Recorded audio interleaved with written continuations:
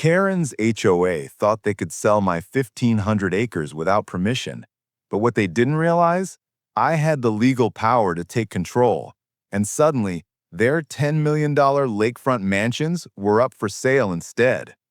It all began when I received a call from my attorney.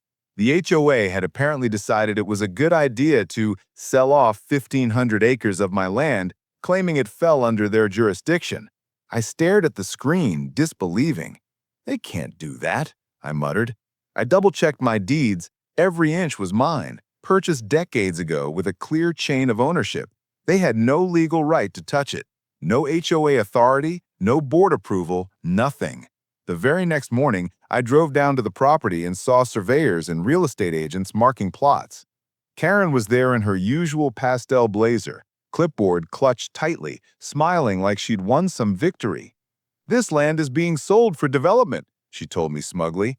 "You'll be compensated, eventually."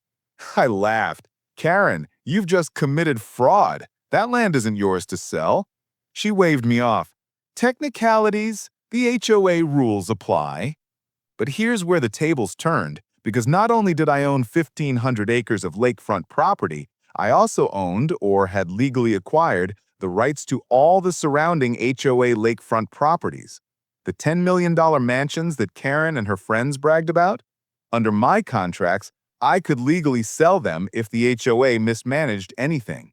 Within days, I filed legal notices, auctioned the HOA-controlled properties, and publicly announced the sales. The internet lit up with listings, sprawling estates, panoramic lake views, private docks, all previously untouchable by outsiders. Karen and her board were panicked. "We can't do that. Those are our homes." "Actually," I said calmly, "those homes depended on the 1,500 acres you illegally sold, and since you broke the law, they're now mine to manage as I see fit." By the end of the week, wealthy buyers were touring the mansions. Karen's smug HOA board meetings turned into chaos. Neighbors demanded answers, lawyers were called, and lawsuits piled up. Karen's authority crumbled as fast as she had tried to dismantle mine. The irony? The people who tried to profit from my land ended up losing access to their own lakefront homes. I walked along my 1,500 acres, the morning sun reflecting off the lake, and smiled. Karen thought she could play the long game.